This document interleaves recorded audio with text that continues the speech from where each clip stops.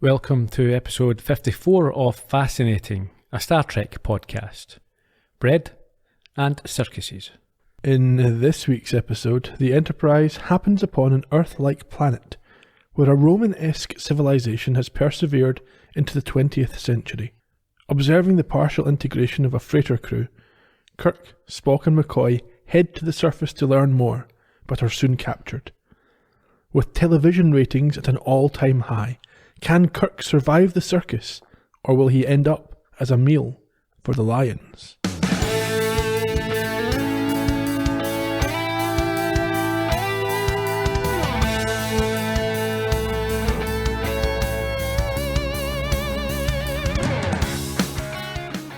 All those. I call them ears. Trying to be funny. Never. Good evening, Ian. Good evening, Gerry. How are you? I'm very well. What do you call those? My ears. I know you're not trying to be funny. Never knowingly funny on this podcast, either of us. You excited to see another Earth-like planet in this week's episode? I am. A couple of bits I really liked. One of your favourite themes. Indeed. There's some interesting comparisons, I thought, with the Omega Glory from a few weeks ago.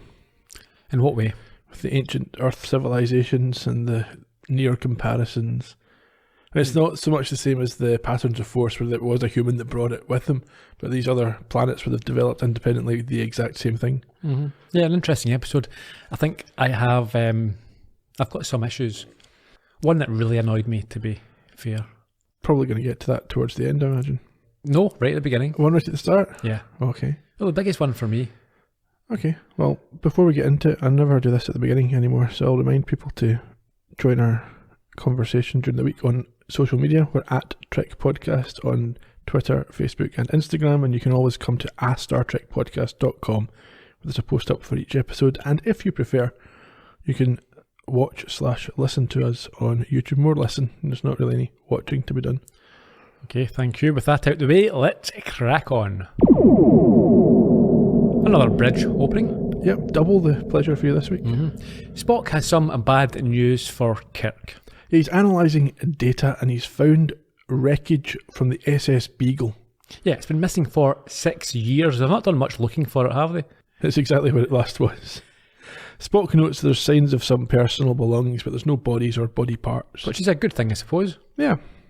They're able to work out that it came from the planet directly ahead of them, and Chekhov states that they will be there in just seconds. So, Kirk orders a standard orbit as he thinks there may be survivors. Certainly would hope so. Spock notes that Kirk was at the academy with the captain of the Beagle. Yes, an R.M. Merrick. Also, the crew of the Beagle consisted of 47 people. It's a smaller ship then.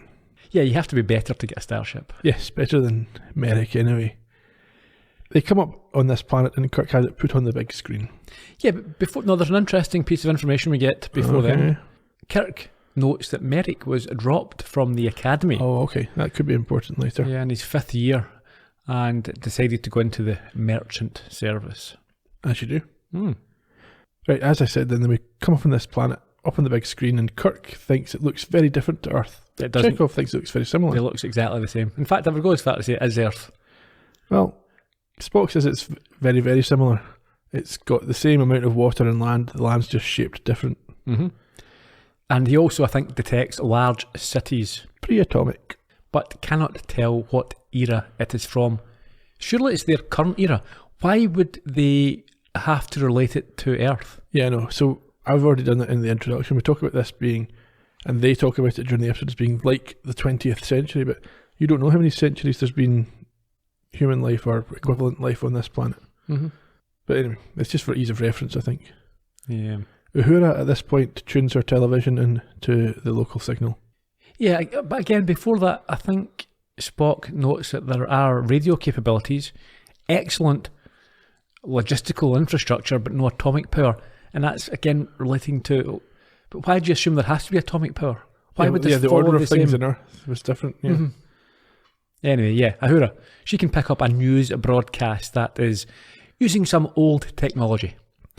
Yes, Kirk has it played on the big screen and we see the local police arresting somebody, and it looks a bit like the 50s or 60s from Earth. However, it's quite clearly a propaganda piece. Well, there is a concerning voiceover, isn't there? Bit of exposition.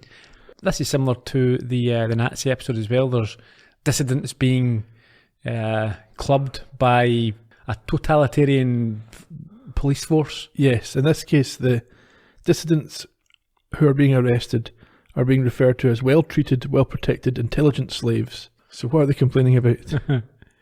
And the news report finishes before it goes to sports, where we witness men fighting to the death in a Colosseum-type structure, as the voiceover claims them to be petty criminals.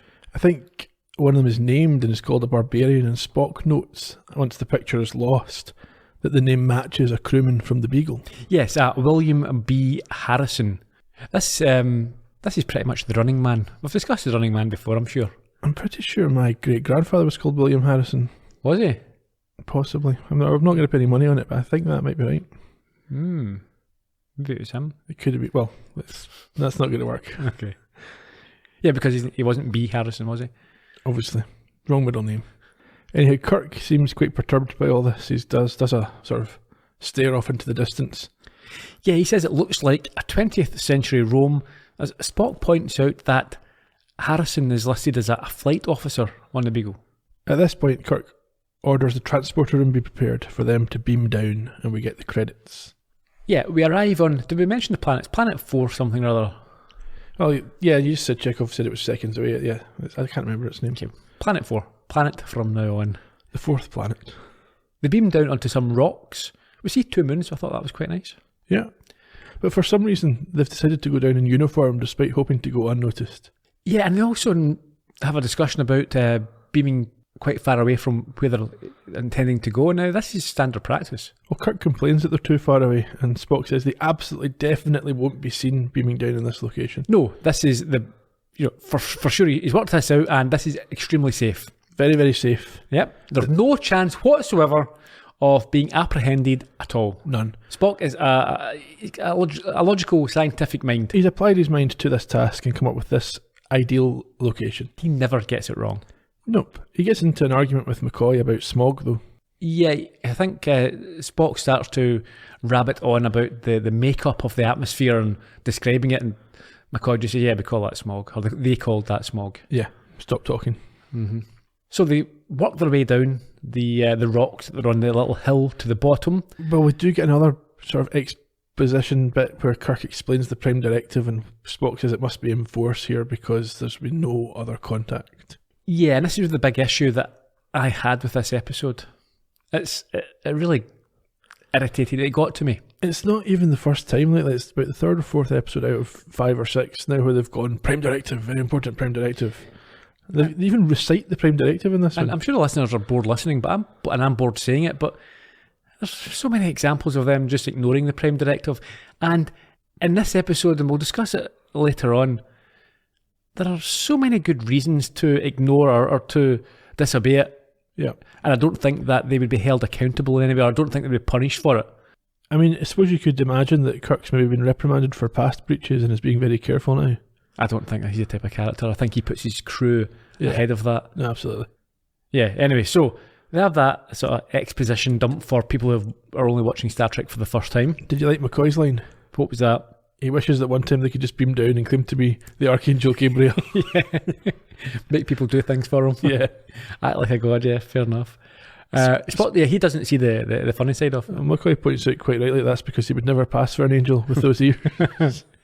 However, their squabbling is brought to a sharp halt by gunfire and then a voice from the rocks demanding that they put up their hands. So Spock's made a complete arse of this. He's put them down in the wrong location carelessly and he's got them captured, and then within seconds he's about to start going on and on about something stupid. What's that? That they speak English. Now, they always speak English. Yeah. Every planet, no matter who. We've had ghosts and clouds and all sorts of people, and they all speak English. Why is this a surprise to them? And all the planets are always M4s? Class M. Class M, sorry. Class M, yeah. This isn't a surprise. Oh, look, it's a bit like Earth and they speak English. Yeah, like every other bloody time you get down. Yeah. I don't know. I think there's an implication, certainly later in Star Trek, I don't know about now, that they have universal translators with them, so they hear as English things that are being spoken differently. So Kirk goes for his phaser. Which is a ridiculous thing to do. Yeah. What is? Going for his phaser? Yeah. Yeah. Folk are firing guns at you. I mean, even if you get for your phaser, you could lose Spock or McCoy because of your... Yes. So, having been receiving another warning shot for doing this, he and Spock agree that they are serious when they are being told to not move. 4 men with rifles then come out and walk down towards him and ask who they are, as one takes Kirk's phaser from him, and he deserves that. Absolutely. The guy who seems to be leading the group is wearing shorts and a t-shirt. He is. And Roman, I think they're all wearing Roman type sandals. He's named Flavius, is that right? We find out later this, he's Flavius. And they ask Spock where he is from because of his ears, as we heard in the intro. They claim to come from another province, and Spock remains amazed at their use of English. But Flavius is not interested in any of this. He thinks they must be a new Praetorian Guard and claims that he would like to kill them, but Septimus would be unhappy. Septimus Noon. Yep, I was about to say that. If the title of a Jonathan Creek episode, if you like Jonathan Creek, there's a podcast out there. Yeah. Anyhow, they're being now led along and they hear a guard whistling a signal as they approach and are met outside of a cave, where they are brought to the elderly Septimus, who appears, and they're joined by others as well. There's a tribe here, a group of them. Yeah. Flavius tells them that he wanted to kill them, but the wiser Septimus is calmer and more open to listening to them. Keep always in your mind, Flavius, that our way is peace. For which we are grateful. For we're men of peace ourselves. Are you children of the sun? Well, if you're speaking of worships of sorts, we represent many beliefs. There is only one true belief. Roman butchers, sent here by the first citizen. Do we look like any Romans you ever saw? Then are you slaves like ourselves? Our people don't believe in slavery. Roman lie. We must kill them. Sir, we came here looking for some friends. 47 of them who were stranded here some 6 years ago. They wore clothing similar to ours. Have you heard of such men? Septimus, I know killing is evil, but sometimes it's necessary. No. But they've located us, our hiding place. It's better to kill a few of them than all of us. Wait. I can prove we're telling the truth. A small device. I'll take it out slowly. Kirk to Enterprise. Come in. Scott here, Captain. Scotty, lock in on my transmission beam. Scan us. Scanning, sir. Including ourselves. How many of us are there? 12, Captain. Good, Scotty. Continue scanning. We'll maintain transmission. Big out. The Enterprise is our ship, somewhere at sea. That's all I can tell you. If it isn't sufficient, you will have to kill us. Before I forget, we had Kirk there going for his weapon before the clip, and that reminded me of an earlier episode where a red shirt went for it. Yeah, the apple. The apple. And I think he died, didn't he? He was immediately killed by the tribespeople. And Kirk was outraged. He said he was just a young and inexperienced officer. Yeah. But he did exactly the same thing himself, though. He did. Anyhow. I want to know why Kirk would think this was persuasive. It's like, oh look, we can count you. I mean, it's the equivalent 20th century, a walkie-talkie type radio thing wouldn't be that impressive. No, but it's not the fact that he can speak, it's the fact that... You can count them. Yeah, they would know. It's not a walkie-talkie then. No, he can't see them all. He's asked Scotty to scan them. So he's proved that he can scan things in the local vicinity. And that's enough to prove that they're not Romans? Don't know. Maybe enough to intrigue them to buy a bit of time. It seems like a bit of a bold gambit. So yeah, if this isn't impressive, you have to kill me. It's like, well, I'm just going to kill you because I'm not at all impressed by that. However, this does work, as Septimus points out to Flavius that the Empire has no such device and that they are now to be considered friends. It doesn't mean to say that even if the Empire doesn't have it, they could be spies for them. Yeah, or they could be hostile in some other way. Mm-hmm. I quite like the way that Flavius, every time Kirk or McCoy said anything, got more and more angry and more keen to kill them. Captain's log 4040.7. Quite a long log. Go for it. You want the whole thing? What you've got? I've written the whole thing. Go for it. So on the surface of Planet 4, System 892, won the confidence of a group of runaway slaves who live in caves not far from a big city. They wear rags and live under primitive conditions, but they are creatures of a heavily industrialised 20th century type planet, a bit like Earth. And then he goes on to explain Hodgkin's law of parallel planet development, which is a bit of a get out. Mm-hmm. Apparently planets are supposed to develop along similar lines. Well, if you come from the Big Bang, I suppose you could say that, couldn't you? It would make some sort of sense. You all develop at the same time, and You're assuming that the planets have the same resources and they have the same climates and the same. yeah, but not all would. So some that split from the same sort of part So of the. given the same circumstances, the same things will happen.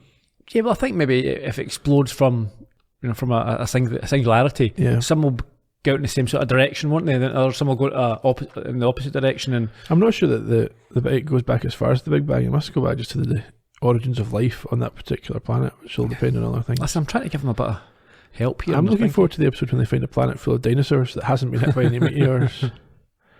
Anyway, on this Earth, apparently Rome never fell, and the world is ruled by emperors who can trace their line back 2,000 years to their own equivalents of Julius and Augustus Caesar. That's what it says, yep. In the cave, they have been welcomed into these dwellings as Spock rifles through some magazines. It's like he's waiting for the dentist. Yes, and McCoy scans some of the people as Kirk talks with Septimus, who claims to know nothing about other men like Kirk. Yeah, despite Kirk asking in 4 different ways.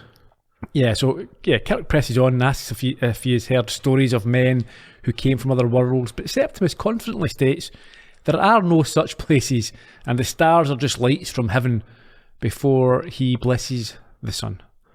Indeed. At this point, Spock wants to show Kirk something he's seen in a magazine.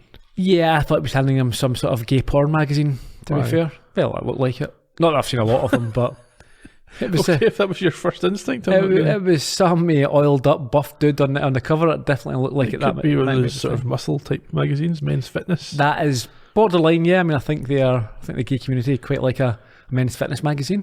Do they? I don't know. Well, if you're into the sort of oiled up buff guys, then yeah. Why not? Exactly. Anyhow, that's not what Spock wants to show Kirk. No, what is it he wants to show him? A car. Yeah, it's an advert for a 20th century car called the Jupiter 8. You're using that 20th century term again. That's what they use. Well, Kirk does. Mm-hmm. He continues and notices other items named after planets from Earth's solar system. Well, they're named after Roman gods. You've got Jupiter, Mars, Neptune, and Septimus condemns these as false gods. Yeah, he said he used to worship them when he was a senator, but since hearing the words of the sun, he became a brother, and for that he was made a slave, and that sounds about right. Yep. If you start hearing things, fair enough. Kirk says they need help to get into the city, where one of their friends was recently seen, but Septimus advises, just leave. I mean, I think the entire episode would have been shorter, but I don't think they'd have lost any particular knowledge, or No. there would have been nothing. Yeah, the resolution of this episode, I'm not sure what was learned or what was achieved. Yeah. Don't just go blundering into situations without backup. In any case, Kirk says it's not possible to leave and asks if he knows the man by name, Merrick. That causes a reaction. Doesn't go down well. Like everything else he said, it makes Flavius want to kill him even more. Yeah, the rest of them all gather round in a threatening manner, and Septimus is shocked at the mention of this name. Kirk stupidly then presses on and says that he was the leader of his friends. I mean, once you get this reaction, think, yeah, I mean, he wasn't a good friend. I knew him. He was more of an acquaintance, really. I didn't really like him. No, I didn't respect him, and he certainly didn't lead me. But it's like, yeah, this guy, great guy, love him. He was a man. Best of buds. Merrick apparently is going by the name Merricus now. He's become the first citizen and is a butcher. So, well, I mean, get some nice cuts of meat then, and he's not a candlestick maker, no? No, he's a butcher of men. Ah, right. Spock has Septimus confirm that this happened 5 or 6 years ago, and Flavius says that if Merrick is their friend, he is not. And he mentions, Flavius mentions that they were at some games and he became the lord of these games. Merricus did, yes. Yeah. Kirk now explains the Prime Directive, which he is actively breaking at the moment. Yeah, and says that if Merrick is Merricus, he should be taken away and punished. But that wouldn't be satisfactory. You know, we see this in our own world affairs. If someone breaks the laws of the land, you want to see them serve their punishment where they committed the crime. Yeah, you want to see the punishment. Yeah. It's up to the. Well, I suppose, mind you, Justice has to not only be done, but be seen to be done. Yeah. Although, in fairness, it's the crime of breaking the Prime Directive. Yeah, it's not a crime on this world. So. I suppose. He asks Septimus for help in getting to the truth, and he agrees to discuss it with the others. Whilst they are away having their confab, Kirk tells Spock that Merricus was dropped from the Academy for failing a psycho simulator test, and he was hardly the type to become a political leader. McCoy, on the other hand, is more concerned about the fact that Rome on Earth did not have any sun worshippers, making this sect quite curious. Yes, exactly. He wonders why the planet apparently parallels Earth in every other way apart from this. Indeed. Septimus and his pals return and agree to help. They will get some clothes for the 3 men, and Flavius will go with them. I thought that was a bit of a lazy way. I mean, Flavius would have argued against this. Yeah, to have this behind off screen. Yeah, him just going, yeah, cool, we'll come back. How did he agree to do this? It's unknown. But they are warned that the police are everywhere. And then he gives them the blessings of the sun. Outside, we get an unusual Dutch angle. Okay. It was quite nicely done. And I think it was to show them and the sun in the shot at the same time. They're dressed now as slaves. They're wearing jeans and these t-shirts with sort of chain link designs around the neck. Quite smart, yeah. They follow Flavius. Is it Flavius or Flavius? Either. Doesn't really matter. Through some trees to a point where they're going to wait until dark, obviously on the edge of the city. Fortuitously, Spock has remembered his woolly hat that he uses regularly. Yes.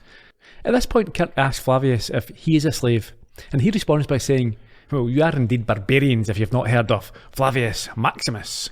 Obviously a well-kent chap. Maximum Flavius. Mm-hmm. Who is he? He was the most successful gladiator in the province until he heard the word of the sun and found acceptance in the notion of peace and freedom after some struggle. He admits it wasn't easy to believe as he was trained to fight, but the words are true, apparently. Yep. Fortunately, they're in a very secret hiding place at this point. Well, they stopped to have the conversation. Yeah, behind one tree and a couple of leaves, really, because they're interrupted by machine gun fire and are shortly surrounded by 5 police officers. Yes, they immediately identify. Apparently they shouted, stun, stun, stun. Yeah, that's not going to be contemporary by the time we release this episode, is it?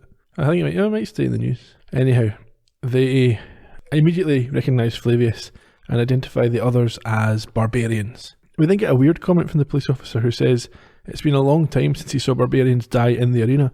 But literally the start of the episode, we saw a TV report of a barbarian dying in the circus. Yeah. Like that same day. I think he's just trying to rub it in that he's going to die. Yeah. Captain's log, 4040.9. Over shots of a 20th century city with buildings and cars, Kirk explains that they find themselves in this parallel planet. Yeah, he doesn't say anything thoughtful. It's just, it's really similar. Wow. We go to jail next. Yeah, in this prison cell, you got Spock and McCoy basically carrying Flavius in, while Kirk tries to arrange a meeting with Merricus. Did we mention why they're carrying Flavius in? I no doubt he's been knocked out. Yeah, he was attacked. I'm sure that's what happened. Understandably, the lead cop dismisses this request. Kirk then says that he may be a friend of Merricus and asks whether the policeman wants to risk that being true if he says nothing. A bit like Goldfinger there. They actually tried the same thing in Patterns of Force when they wanted to speak to John Gill, but they just got told to get lost on that occasion. Later in the cell, Flavius explains that long ago there were rebellions by the slaves, but they were always put down.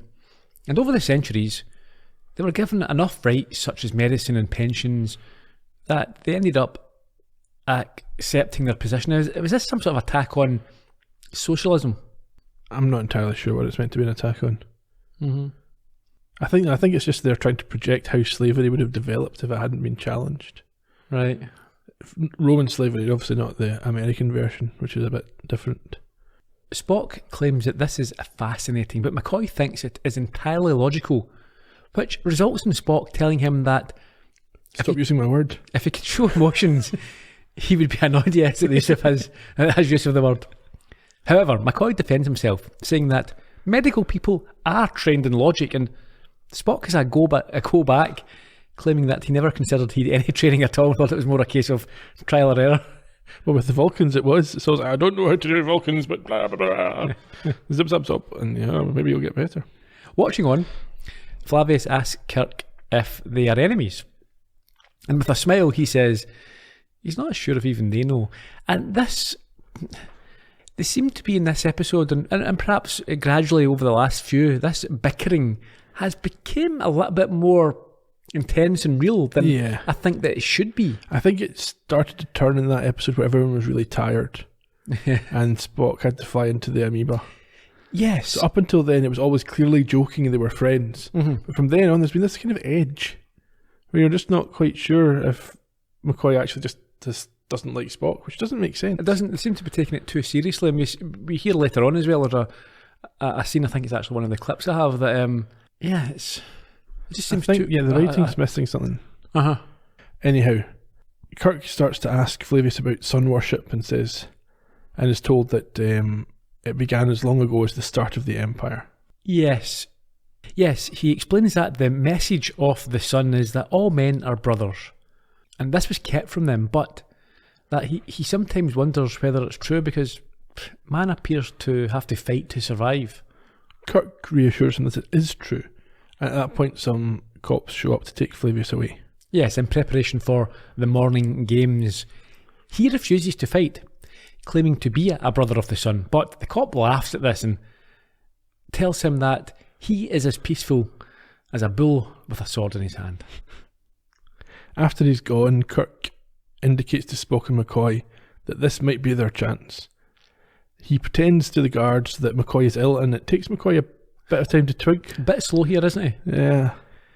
He doubles over in apparent pain, and when the guards come in, it allows a bit of a pinchy-punchy to happen, and they overpower their captors. But I've seen this a few times. They get about 3 steps. Yes, this happened in the one when they were being kept with the collars on. Mm-hmm. Yeah, they get about 3 steps out the door, and Merrick shows up. Dressed in Roman attire and accompanied by another man and some cops with machine guns. The other chap is introduced as who? It's Proconsul Claudius Marcus. He's a wee chubby man with a sneaky look. Yeah, he's a creepy wee guy. We don't really trust him from the off, I don't think. No. He looks like he would try to sell you a car. Yeah. He invites them for a reunion to his place, I think, his quarters. But before they leave, Merrick tells Kirk not to judge him before he knows the facts, and that Marcus knows who and what they are. Yep. So we're up in his quarters. They are offered food, drink, and on the face of it, they are treated like old friends. Marcus seems intrigued by the Vulcan. Yeah, he's heard about them and he would take 50 for his arena. Likewise, he says that he would like to have McCoy or a McCoy in all his hospitals, as it would improve the level of medicine, Yeah. Before they sit to eat, and Kirk is recommended what? Oh, it's sparrow broiled in garum. Being served by a lovely blonde waitress. However, he is more interested in finding out what is going on. We had meteor damage, Jim. I went ashore with the landing party to look for iridium ore for repairs, and I met this gentleman. Go on. He convinced me it would be unfair to this world to carry word of their existence elsewhere. Contamination. Can't risk that. Oh, you'll understand as you learn more about us. So I made the decision to stay. What happened to your crew? Did they voluntarily come ashore? This is an ordered world, Jim. The conservative world based on time-honored Roman strengths and virtues. What happened to your crew? There's been no war here for over 400 years, Jim. Could, let's say, your land of that same era make that same boast? I think you can see why they don't want to have their stability contaminated by dangerous ideas of other ways and other places. Interesting. And given a conservative empire, quite understandable. Are you out of your head? I said I understood it, Doctor. I find the checks and balances of this civilization quite illuminating. Next, he'll be telling us he prefers it over Earth history. They do seem to have escaped the carnage of your first 3 world wars, Doctor. They have slavery, gladiatorial games, despotism. Situations quite familiar to the 6 million who died in your First World War, the 11 million who died in your second, the 37 million who died in your third. Shall I go on? Interesting. I'm not sure that's relevant. Why not? People that died in the wars weren't slaves. But what he's saying is that this slavery prevented them from dying. They've got a stable society, so it's a bit of give and take. You know, we've got some slaves and all these people don't have to die because of that. Is it worth it? That's the question. No. Okay. Kirk dodges this question anyway and starts talking about his ship and his oath being his whole world. It's not really true, is it? It's not his whole world at all. He's got a boss who'll tell him what. You know, it's not. He's not. You know, a sort of renegade. No, and it's only 1 week since they tried to replace him anyway. Yeah. He notes that what happened to Merrick's oath is obvious, but Merrick gets around to answering the question from the clip about what happened to his crew, saying that those who were able to adapt to the world are still alive, those who couldn't adapt are dead. Kirk sounds disgusted at this and wants to know why he sent his own men into the arena, but rather than deny it, he and Marcus inform him that his own crew will be joining them on Planet 4 in a little while. This is the murky twist, isn't it? Yeah. They're going to do it with the use of his communicator, which they now have. Yes, Claudius, or Marcus as you call him, at this point refers to Merrick as a trained ship captain, saying that he's had the benefit of the knowledge of this man. Only a small ship. He's overrating this guy slightly. We might come back to that point. Yeah. He suggests that Kirk would do anything rather than see Spock and McCoy put slow. There's a lot of assuming going on here. Mm-hmm. Put slowly to death, and they give Kirk the communicator. So with a grin on his face, he takes it and he starts to speak with Scotty before he's surrounded by machine gun wielding cops, and he decides against whatever he was considering saying and instead tells him to simply stand by. I think he was about to ask to be beamed up. You think so? Yeah. Okay. Now this is my big issue I have with this episode. So we then have this total nonsense as Kirk says that he could order down 100 men with phasers, and Marcus agrees that yes, he could do this and it would defeat his armies, but that would mean breaking his oath with a punishment of death. Bugger off. No, it wouldn't. Absolutely no chance here. Well, I've noted he doesn't know Kirk very well if he's relying on his reluctance to break the Prime Directive. Yeah. The only thing is stopping him is this reluctance to break the Prime Directive. He can't rescue his ship, all his people and themselves. There's no way that you would... There are times when you look at the law and you think to yourself, no, my starving children, I'll steal some food for you. My dying relative who needs to get to the hospital, I'll break the speed limit. You make decisions based on the situation you're in, and sometimes you think to yourself, yeah, that's the law, but I'm going to have to break it. Yeah. And no one will and the authorities would say, yeah, that's fine, yeah, we understand why you did that. No punishment. Probably. Even today in the most sort of serious of offences, i.e. murder, sometimes you can justify it. The abused partner, the person who provided some sort of euthanasia because of the conditions. The person with the really annoying grandparent that just wanted to... That as well. But even in those cases where it's against the law, you're looked upon with sympathy. Not always. Not always, but a lot of the time you are. Hope. Yeah. So I don't accept this at all. And I think they've sort of retconned this, the severity or the seriousness, the gravitas with which it's given this Prime Directive, and now it's a case of they can never disobey it. It's been proven not to be the case. Also, I don't think that Merrick is subject to the Prime Directive. He works for a merchant company, he doesn't work for Starfleet. Yeah, but they're not talking about Merrick. Well, the reason that Kirk gave for coming to extract Merrick was his breach of the Prime Directive. But if he doesn't work for Starfleet, then there is no such obligation on him. Now, I don't know. So, okay, I assumed, but that Starfleet was still effectively like the government. So, Starfleet's the military. Yeah, but is it the military? Is it the military wing of the government? Of the Federation. But I don't know if the merchants. I would think the merchants were individual private companies. No, because then Mudd could do what he liked. He's just a private individual, and they can lock him up and decide to do what they want with him, can't they? I suppose there must be some intergalactic legislation. Yeah. Anyhow, Spock makes things worse here by confirming the situation in relation to the directive. Yeah, much to the annoyance of McCoy. Again, I totally agree with McCoy here. There was no need for Spock to say anything. No. Marcus goes on to antagonise them by saying that the Enterprise could even destroy them from up there if it wasn't for that pesky Prime Directive again. He then reminds Kirk that Scotty is waiting on a message and asks him what he's going to do. So Kirk gets back to Scotty, telling him condition green, and that's all. Yeah, he says condition green, all is well, and then abruptly ends the call. Yeah, so he's not ordered for any men to be sent down, not with or without phasers. No, but obviously Merrick knows what this condition green is, so he's able to... Does he? Oh, yeah, of course he does, yeah. It wasn't clear to me that was the case. No, because Marcus gets angered at this point. Yeah, because he didn't order his men down to get put in the circus. No, but it's more than that, because he ended the call so quickly. He knows he must have said something. He knows that he said condition green, so he knows that's something. Yeah, but I assumed they thought that means everything's okay. Don't think so. I think Merrick knows for sure what the code green is. I don't know. Well, how would he not know it? He doesn't work for Starfleet. Anyhow, Merrick tells Kirk he's made a mistake and they're not playing around. They're going to kill him. Scotty log 4041.2. He confirms a code green means that they are in trouble, but he is prohibited from taking action. I'm not sure he would have a code for such a situation. You get codes for strange things. I mean, I was held up picking up my fiancée from work yesterday because there was a code brown in her work. My two kids had code brownies last night. Oh, what was it? Upset stomach. In this case, it was a kennel that needed cleaning out. Right, same sort of idea. I'm sure. Probably not as messy. Probably not. Yes, Scotty says he can't take any action, but he knows they're in trouble. We actually see him ending the log. We kind of cut to him on the bridge, don't we? We do. He has an idea. What's that? He orders Chekhov to pinpoint the power locations and work out how to overload them.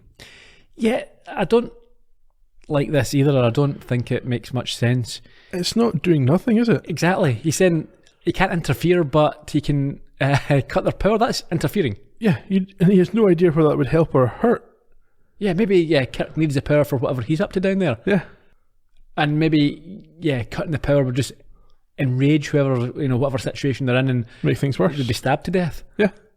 Yeah, no, it's ridiculous. He gets a medal for this. Fool. Back in the arena, the camera pulls back from these pillar-type structures, sort of Roman Colosseum type things. Yes, I thought it was quite a nice twist. It turned out to be a painted backdrop when they're in a studio. It was brilliant, in a TV studio with the crew dressed in 60s-style clothes behind the scenes. So it's out of Colombo. Yeah, I really liked it. So you've got a commentator sitting on scaffolding next to a camera operator. Yeah, we see him introduce Name the Winner, which is going to go out live and in colour, and is sponsored by Jupiter 8 dealers. That was good. He then goes to a 40-second ad. Yes, he gives Claudius this 40-second warning, and we see Kirk handcuffed between Claudius and Merrick as Spock and McCoy are brought out onto the arena floor. Yes, to fight Achilles and Flavius. And we see the fake applause machine, which we all are accustomed to these days. Sporting events. Yes, the wee guy with a button. Yeah. Yes, the sound effects man doesn't look like he's having a great time, does he? No. Quite fed up. Yeah. Confusingly, the commentator claims that it is victory or death, but that the audience will name the winner. How does that work? Well, maybe they're going to impede the one that the audience doesn't want to win in some way, take away their weapon or something. You think? Don't know. Doesn't really seem. So the whole point is these two guys are going to fight. Or maybe it's going to be like there'll be two fights and the audience chooses out of the two winners who is the overall winner. I don't know. That sounds garbage. Yeah. It's a stupid idea. At the very least, then have the two winners fight each other in the final. You would think. Yeah, I don't know how they're going to fight to the death, and then I've just killed you. I can't. I'm the winner. How can he be the winner? He's dead. No, he's the winner. Winner stays on. More guys. Flavius at this point talks to McCoy and tells him he doesn't want to fight him. Yeah, he's not keen on attacking him, but is whipped by a Roman off-screen who demands that he does what he has to do. Kirk asks if Spock can help McCoy if he wins his fight, but told no by Marcus, who gives him his word that only the weak will die, and he wants to know if he's ready to order his men down. Merrick says this is why he gave in the end, as the Romans do not fear death. No, they're clearly stronger and have thousands of years in the practice of killing and enslaving. Flavius at this point is giving McCoy tips to defend himself. Yeah, he's telling him, put your left, protect your jaw, keep the left hand up. We get more cheers from the fake crowd as this carries on, because Flavius and McCoy were kind of playing at it a wee bit, and now they're getting into it. I thought it was quite funny because Flavius says, come on, at least try. He's like, what do you mean I'm trying? You thought I wasn't trying. Marcus then taunts Kirk and wants to know how revolted he is by these games, but Kirk tries to play it cool. Yeah, he says he's seen much, much worse in other parts of the galaxy and has had to select men for certain death before. Yeah, I think he actually says that he's seen things that make this look like a folk dance. The fighting continues, and so does Marcus. He's not persuaded by what Kirk has to say because he's studied Merrick and concluded that there is no backbone in the human species. And also, we should say that Kirk saying that he has had to select men to die before is not a lie. No, he's oversaw that on numerous occasions. You put this red shirt on. Merrick explains to Claudius that Kirk is way above his capabilities, but Claudius sees no sign of superiority and even inferiority in the way that Spock and McCoy are fighting. The fighting continues and Spock beats his man and then saves the fallen McCoy by pinching his opponent. This is called a foul, and Merrick is asked for his opinion on what should happen to them. He defers back to Claudius. He bottles it, yeah. And ultimately, he offers the choice to Kirk, an easy death or not, and he doesn't engage. So the men or McCoy and Spock are taken back to their cell, and Kirk is sent to Claudius's own quarters. Yeah, and you think, okay, he's in for a rough old time here, but no. He finds himself alone with the blonde waitress from earlier. I noted here at this point he's going to have to find a solution that involves him doing a blonde again. No doubt. She says that she's Claudius' slave, but she belongs to Kirk for tonight. But he thinks it's a trick and he will not fall for it. She's wearing an Andrea type get-up, I noted. Yeah. Not that unappealing. No. Now, yeah, well, we'll come back to this. Yeah, there's issues here as well, isn't there? Anyway, yeah, he's suspicious and thinks that it must be a trap. However, she's very insistent that definitely not a trap. No. Down in the cells, Spock's shuggling the bars of the cage. Yeah, and claims not to be angry or frustrated, as such emotions are foreign to him. And perhaps realising that they may be close to the end, McCoy takes the opportunity to try and connect with him on a human level. Spock, I know we've had our disagreements. Maybe they're jokes. I don't know. As Jim says, we're not often sure ourselves sometimes. But what I'm trying to say is... Doctor, I'm seeking a means of escape. Will you please be brief? Well, what I'm trying to say is you saved my life in the arena. Yes, that's quite true. I'm trying to thank you, you pointed-eared hobgoblin. Oh, yes, you humans have that emotional need to express gratitude. You're welcome, I believe, is the correct response. However, Doctor, you must remember that I'm entirely motivated by logic. The loss of our ship's surgeon, whatever I may think of his relative skill, would mean a reduction in the efficiency of the Enterprise, and therefore... Oh, why you're not afraid to die, Spock. You're more afraid of living. Each day you stay alive is just one more day you might slip and let your human half peek out.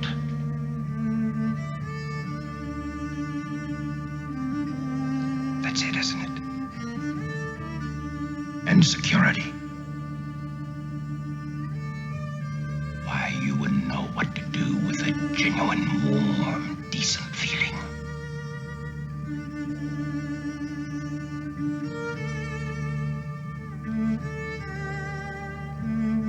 Doctor.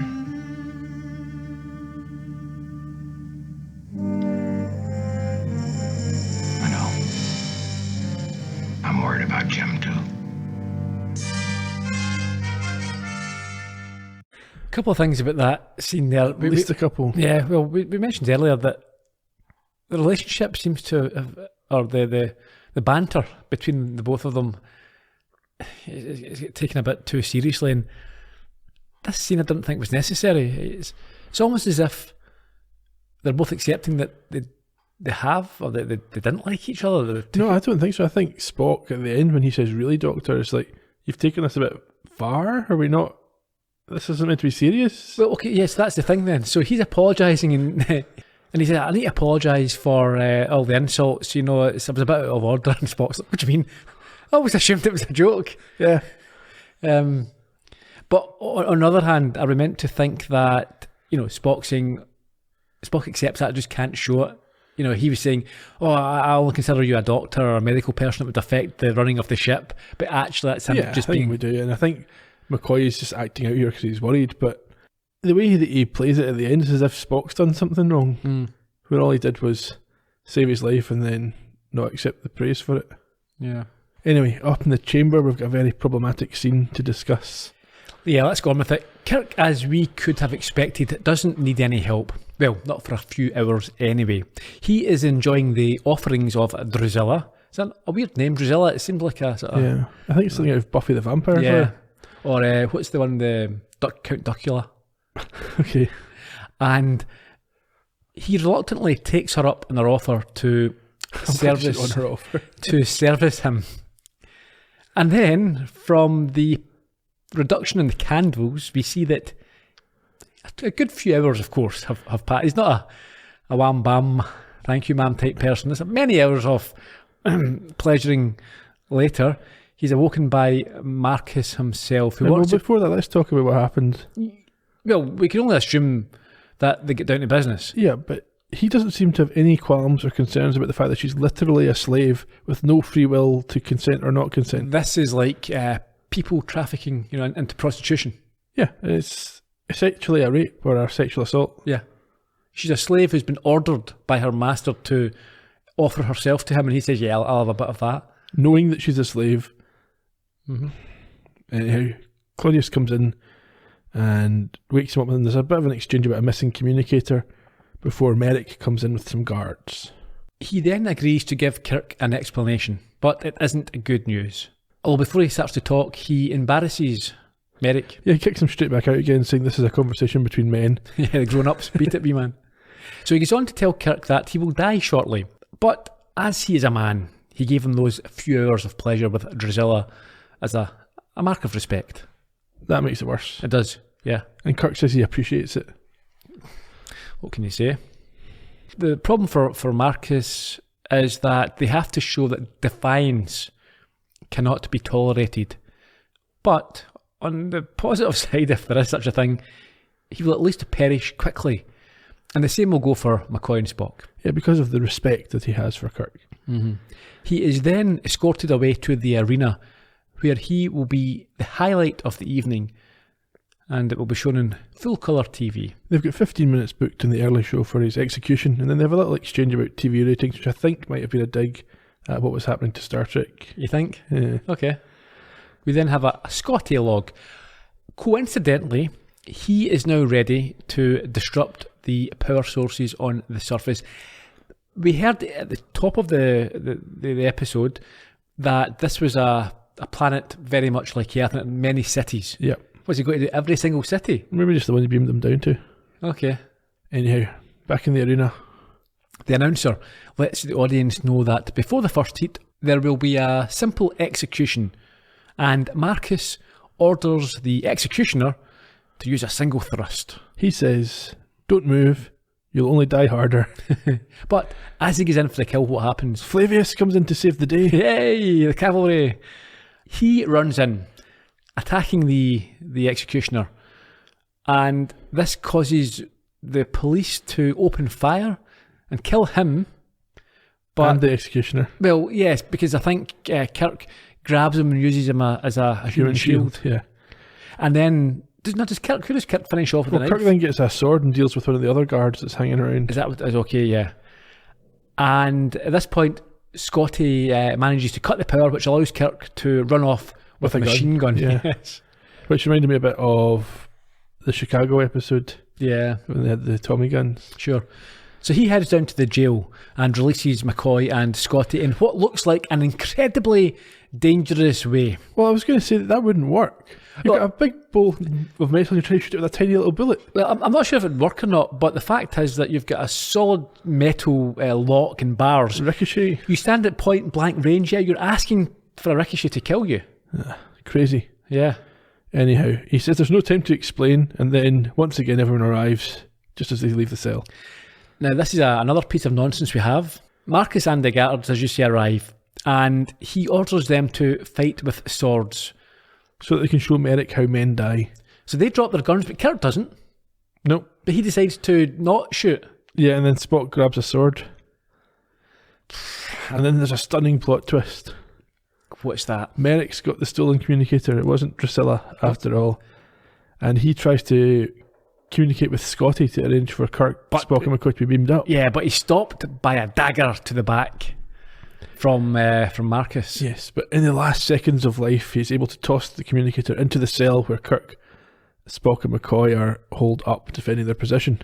And they are able to beam up just seconds before the police come to their senses and open fire.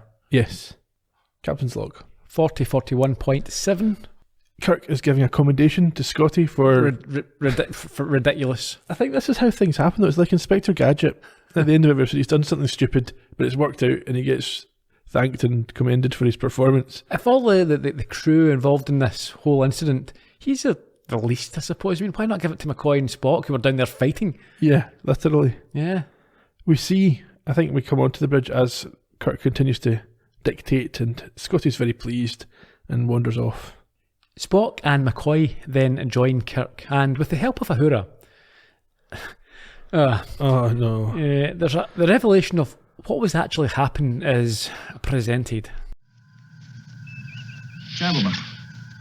Captain, I see on your report Flavius was killed. I am sorry. I like that huge sun worshiper.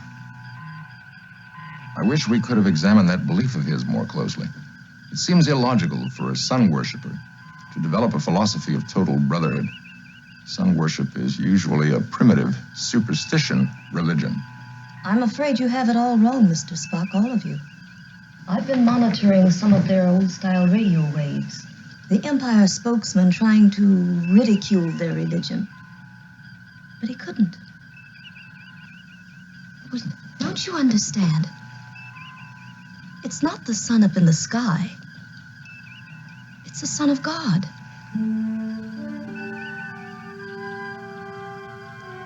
Caesar and Christ, they had them both. And the word is spreading only now. Philosophy of total love and total brotherhood. It will replace their imperial Rome, but it will happen in their 20th century. Wouldn't it be something to watch, to be a part of? To see it happen all over again.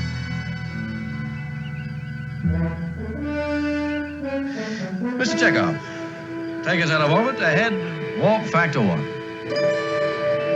Aye, sir. Nauseating nonsense. Garbage. Absolute guff. When you hear people talk about religion in Star Trek, what they mostly say is, oh, Star Trek is very anti-religious, but this is about the third or fourth time It's not at all, is that it? it's had a very pro-religion... Yeah, very sort of conservative approach to... Yeah. That's just sounding ridiculous. Yeah. For a start, the wonder in Uhura's voice as she talks about this Son of God thing. Yeah, and also the talk of the best of both worlds. Yeah, as if because the Son of God, yeah, there's been no violence in the name of that over the millennium. Yeah, Everyone's exactly. peaceful after that. All their wars are still to come. And proselytised to other parts of their planet. Exactly, yeah. Yeah, that's just the start of it. They can impose their made-up religion on everybody else. Uh-huh. I suppose much like on Earth, there was actually no sign of Christ anywhere there. Anyway, before everyone who likes that sort of thing tunes out, let's move on. Okay. Trivia? Oh, I had lots of questions in the episode for you. Yeah, okay, then go for it. Did you think that this idea of the Roman society in the 20th century made sense? No. Good, neither did I. Merrick, hero or villain? I would err on the side of hero. Okay. But not by much, we're talking Balance, yeah, sort of 55-45. Okay, trivia. Original air date 15th of March 1968, directed by Ralph Sinensky. This was the 5th of his 6th. You can hear more about him in the podcast for This Side of Paradise. John Knuble ought to have received a story credit for this one, having written the story, but he never. Instead, it was Gene Roddenberry and Gene Kuhn who got the credit on the episode. Knuble was probably best known for his writing on Wagon Train, The Fugitive, and The Wild Wild West, and he died in 1992 at the age of 71. William Smithers played Merrick. Smithers. This was his only Star Trek appearance, but he also appeared in series like Ironside, Dallas, where he had a recurring role as the arch-villain Jeremy Wendell, and here's a connection, Sledgehammer, where he played Colonel Poltz in They Call Me Mr. Trunk. Ah, right. He is now 93 years old, and at last check was still teaching acting seminars. As of the recording? As of the last time I could find it on the internet. Logan Ramsay played Claudius Marcus. This was his only Star Trek role, but he also appeared in shows like Mission Impossible, Mork and Mindy, Murder, She Wrote, and Knight Rider. And he died in 2000 when he was 79. Then we've got a Columbo connection this week. We do, but I'm not at it yet. Ian Wolfe played Septimus. This was the first of 2 Star Trek. This was the guy in the cave. This is the first of his 2 Star Trek appearances. He also showed up in series like The Mary Tyler Moore Show, Wonder Woman, and Hawaii Five-0, as well as films like Dick Tracy and Witness for the Prosecution, which was Agatha Christie. I like Dick Tracy. He died in 1992 at the age of 95, so he's one of our 19th century actors, born in 1896. Good, that's good, yeah. Dick Tracy must have been one of his final movies, I think it was his final movie. Is it? There you go. Rhodes Reason played Flavius. It's a good name. This was his only Star Trek appearance. He was also in shows like Perry Mason, Boris Karloff Presents, and Here's Lucy. He stopped acting on screen in the late 70s and died in 2014 at the age of 84, having suffered with Parkinson's. I think he's got a brother who was an actor as well. Yeah, I think Rex Reason, something like that, yeah. Shep Houghton played the studio cameraman. Yeah, okay. This was his only appearance in Star Trek, but he was also in shows like Batman, Mission Impossible, and 3 episodes of Columbo. Was he now? Making him this week's connection. Okay, what was his name again? Shep Houghton. Do you remember who he played? Nope. He was uncredited for all 3 appearances. That's fine then.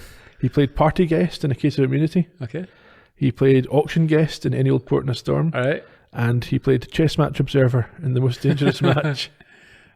Important part of each episode. He died in 2016 at the age of 102. Oh, very good. At the time of his death, he was the oldest living Star Trek actor. What year did you say, sorry? 2016. Okay. The oldest living one now is from The Next Generation. I think he's 106. Ah, that's impressive. Yeah, he wasn't in the original series though, so we can't talk about him. Only the good guys get to live over 100. Is that true? Bread and Circuses is a literal translation of the Latin phrase panem et circenses, which was used to explain the preference of the masses for food and entertainment over freedom. And it's usually attributed to the satirical Roman poet Juvenal. There you go. The coat of arms on Claudius Marcus's clothing is William Shakespeare's coat of arms. The cave, you like this one, you might know it, where the religious group were hiding out, is probably best known as the entrance to the Batcave in the 1960s Batman series. Yes, okay, now that you mention it. It's one of the most used locations in Hollywood, and it's found right underneath the famous Hollywood sign. Really? Yeah. That's good trivia, I like that. The play on words with sun and sun only makes sense in English and similar Germanic languages. Neither Italian nor Latin, the languages of Rome, would have had this confusion. In terms of international titles, the episode was called Sous les chemins de Rome in France, which means on the streets of Rome. In Italy, it was Nell'arena coi gladiatori, which means in the arena with the gladiators.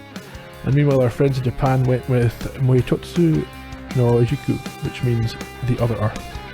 Next week is the final episode of Season 2, Operation Earth, which I'm sure somebody wanted to turn into a spin-off. Sounds interesting. You've done the social, so that's us, I think. Yeah, we're done. Cheerio. Bye.